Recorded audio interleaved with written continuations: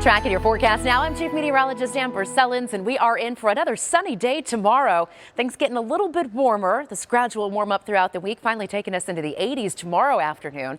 So here's how the day will play out. 58 degrees at 6 a.m., upper 60s at 9 and upper 70s at noon. Then we'll get those 80s going through the middle of the afternoon. And we're also going to be a bit breezier here across the valley tomorrow and again on Saturday. So here's a look at futurecast winds. We'll start it out at 8 o'clock tomorrow morning. By the time we hit 10, things getting really breezy here in the valley. Those east-northeast winds up to 15 miles per hour, gusts to about 25.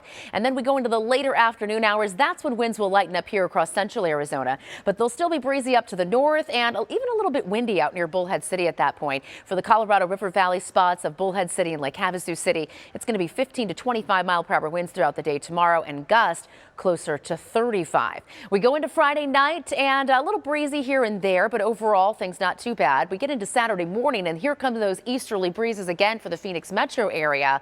Just like we saw on Friday, 10 to 15 mile per hour winds in the Saturday forecast and gusts to about 25 miles per hour here in Phoenix. Tonight, 58 degrees here, 41 in Sedona, but freezes up north. Flagstaff at 23, Heber and Show Low at 28, 22 at Window Rock, and 31 in Winslow. Prescott right down to that freezing point of 32 overnight and then back up to 64 in the afternoon tomorrow.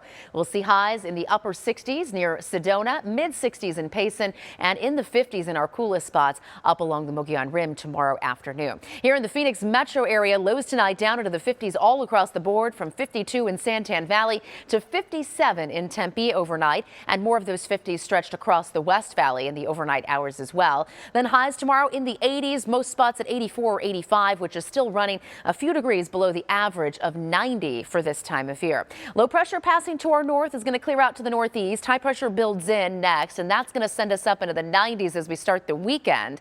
And then another low comes in from the Pacific Northwest. This is going to stay a little too far north to bring us any rain or snow, but it will bring those temperatures down a few degrees for the start of next week before high pressure returns again. So lots of ups and downs over the next 7 days. Here's what it looks like. 85 tomorrow, 91 on Saturday, upper 80s to end the weekend, mid 80s to start next week, and back into those upper 80s for the middle to end of next week.